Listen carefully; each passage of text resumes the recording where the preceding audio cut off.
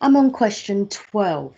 It says, on the 20th of August, you sell some metal to a local shop. They pay you by cash for the amount of 150, including tax of £25. The reference for this transaction is TN001. So if we look at our table that I explained earlier, money's coming in because I sold it to a local shop. They gave me cash. Well, my first question is to look at here. Do I have an account number and an account name? If so, then I'll click on bank receipt. But they've not given me a customer name or an account number. All they've said is the local shop. Therefore, I don't have an account number or an account name. So I can't click on customer receipt. So the answer is bank receipt. So I'm going to click on bank receipt. They paid me by cash. Cash is £12.30. The date of this transaction was the 20th of August. The reference is TN001. The nominal code is me selling. Sales is nominal code 4. Then I can find what I sold. Well, I sold sales metal. So I'll click on 4,000. In the details, I will write sales metal. It was for £150, including VAT, which means this 150 is gross. So it means it's in it. If it's in it, we calculate net it or press F9. You'll see that the total net is 125, the VAT is 25, add them together gives us 150.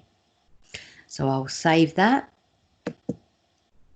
And I can move on to my next question.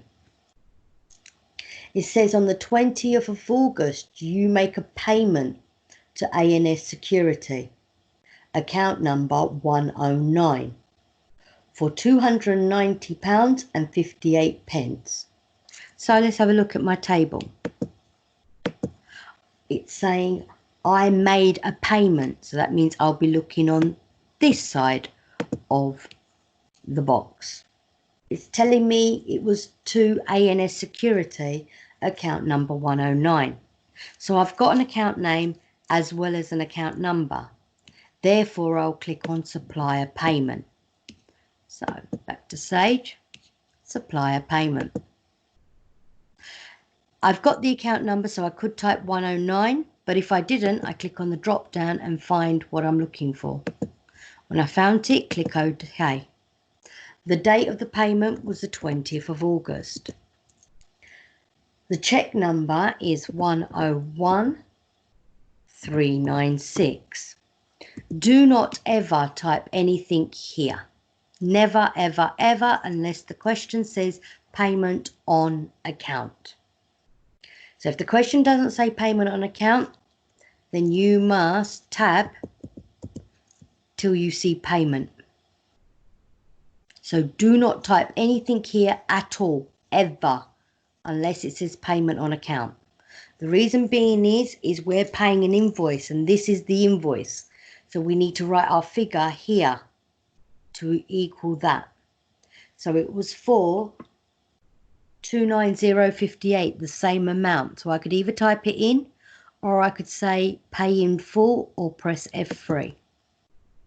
Now you'll see that the moment I press that, the writings come up and the numbers have come up. And if I press save, it's done.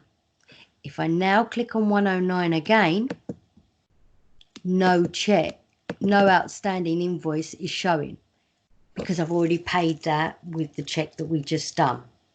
If I was to have put it up here, then it would show up, but then so would the payment on account. And we'll learn that later on. So I've done that exercise, so I can close. And then the last question, on the 23rd of August, we received money. So if we received money, we're going to look on the in side of our template. It's saying that we received a check number 1054652 from Cohen & Co, account number 614.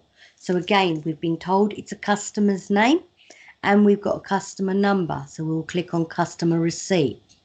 So customer receipt. Again, if I don't have the account number, I can click on the drop down and find the name of the person, or I could type it in if I've got the account number. The date of this was the 23rd of August. Again, we never type anything up here unless the question says payment on account. The reference will be the reference number 105462, and we tab down till we get to receipt. The amount is for £73.10, which is the same as the amount here. So I could have clicked on pay in full or F3. I'll now press save, and there we have it. All our payments and receipts have been entered.